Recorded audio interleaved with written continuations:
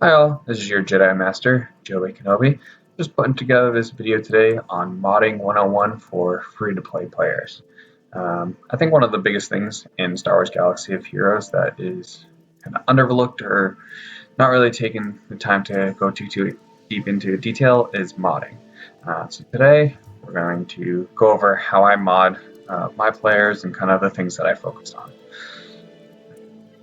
So right now I'm working on my Geonosians characters, trying to get them ready for the next territory battle in hopes that maybe I'll be able to help work on the Tambor charts for my guild. So kind of the first thing that I do when looking at any kind of character is trying to figure out what they're going to need and what's going to be the best sort of mods that you're going to use. Some mods you're going to want to focus more on defense and tenacity, while other characters you're going to want to focus specifically on speed. So right now I'm working on the Geonosian shoulder. Typically what I do is I go through each character and I get all the primary stats set up how I want, and then after I do that, then I start grinding them up to the 6-dot mods. So for the Geonosian shoulder, the big thing that you want to be focusing on is your speed.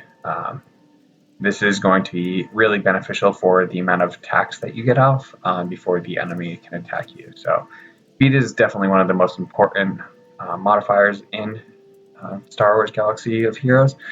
It's also a very rare secondary stat, but there is one mod that is very important, and that is the arrow mod. So the arrow mod is the only one that can give a primary stat of plus 30 speed. You can't get this from any of the other symbols, only the arrow one. So one of the first mods that I always try to attack and try to get is my primary speed of 30 for the arrow mod. When it comes to then the secondary stat, I like to also try to get a secondary stat of speed underneath my plus 30, but that tends to be a little bit difficult. So I kind of just go with the 30, and then I'm okay with this mod. So right away off the bat, I have plus 30 speed, which is going to be huge. The way that I go about finding the rest of the mods and what should be the pairing is I really just use the recommendations that Star Wars Galaxy has kind of built into the game. So you can see here on the right side of my screen, you have your critical damage and critical chance is going to be one of the ones that you want to focus on. So basically what I'll do is I'll just click on the one I don't see, and here you can see I have this mod here. It has offense as the priority stat, but we really want protection, so I just press the find button and then just do a quick send. This usually will take a while. As you can see here, I wasn't able to find anything. If you find the right mod, it would say found here, but I didn't get the chance to find a mod this time, so still working on that one. But we can jump into another one. So these ones that I already have up to 15, that means I already have a secondary seed stat of some sort. So on this one, I have 2 speed. This actual triangle mod has one of my highest speeds that I've ever attained in the game, which is 20. The max that you can get on speed on the secondary stat is 32 speed. That is pretty rare. Usually you'll see somewhere between 10 to 15 as what you can usually max out on for secondary speed. Do keep in mind when you do upgrade this to a 6-dot, you're going to get one random secondary stat increase. So as you can see here right now, I've had the secondary stat of speed upgraded 4 times as I was upgrading this mod, which is fantastic. Don't usually always get as lucky as you're upgrading your mods, but really lucked out on this one here. So again, I just go through and I just kind of keep looking for these speed mods. Now, if I were to get a mod that doesn't have secondary speed, or kind of figuring out if a mod does have secondary speed, basically what I do is I go into the advanced mode after finding the mod, and I would click on a specific one that I'm looking for. So let's take, for example, this health mod here. For a mod that is blue, you can upgrade it to level 8, and then it would show all of the secondary stats. So right off the bat, I know that this one doesn't have secondary speed, so I'm actually not going to upgrade it any farther than level 8, and I would actually sell this mod off just because it's not going to give me any benefits. So that's kind of the process that I go through trying to find each mod. It does take a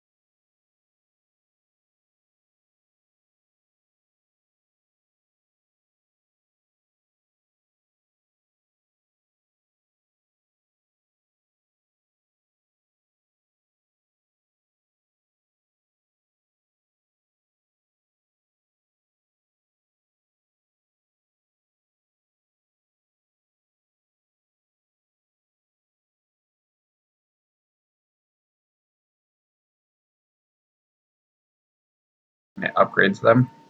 So at starting at the white level mod, there's a better chance that it's going to give you that roll for speed and increase that speed. So usually a good mod is anything with 10 speed or more on it at the end of the day. But usually what I'm trying to do when I build characters is get their speed up to at least 200. This is really going to give you an advantage over most players in the game because most people do not pay attention to the speed mods or mods in general. They kind of just upgrade their characters' gears all the way up to the point where they're able to either unlock characters or beat a specific team. So most people you'll see will just kind of relic their characters to the max and then be able to beat the Geonosian Wat Tambor node, but you could really beat the team with all gold gear, so your gold, your gear 12. So yeah, that's kind of how I go about here. And here you can see I have my speed up to 228 on this one, so my speed is really good on this character, and I still have one more mod to go. So hopefully looking to get some more speed on the Geonosian soldier so that I'm able to get more attacks in than the enemy. That's really the big rundown on mods. One of the key thing to note is for your defensive characters. So for characters like Sunfag or Malik or Kanan Jarrus, you really want to look at the mods at a different approach. So for Sunfag, he uses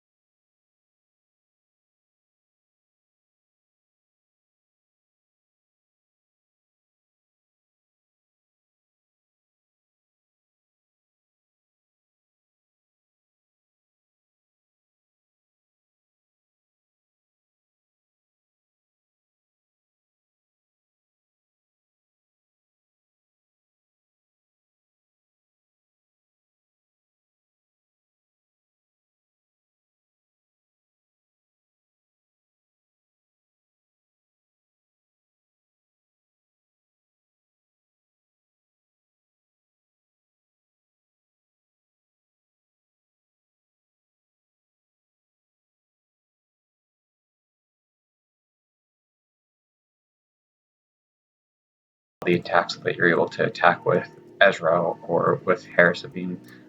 So here over here, again, like I said, I have all my tenacity mods that's telling me I should put on other ones, but I keep it all with tenacity to really benefit that intervene ability. And you can even kind of see it here in the tip section that says adding tenacity will maximize his intervene ability. So being able to maximize it with just kind of the mods that I have here, and this is the exact same mod set that I use for beating Admiral Thrawn's ability or journey challenge, and I also use Kanan Jarrus for the Sith event that comes every couple months, where you fight Palpatine and the Royal Guards at the end. Kanan's able to take in a ton of damage and he really gets that taunt up, and I'll make sure to make another video when that comes around so that I can kind of show you the mechanics of how I run that. But this tenacity buff that I have on Canis really helps his durability and longevity, and really absorbs all those shocks that you get from Palpatine, or even those stuns that the Royal Guards are trying to put on your characters. With this tenacity, he rarely gets stunned, which makes him a very hard character to defeat and makes it a lot easier for me to get farther along in some of those bonus challenges. That's all, folks, today. I hope you enjoyed my quick little 101 for modding. If you have any questions, feel free to drop them down below in the comment section.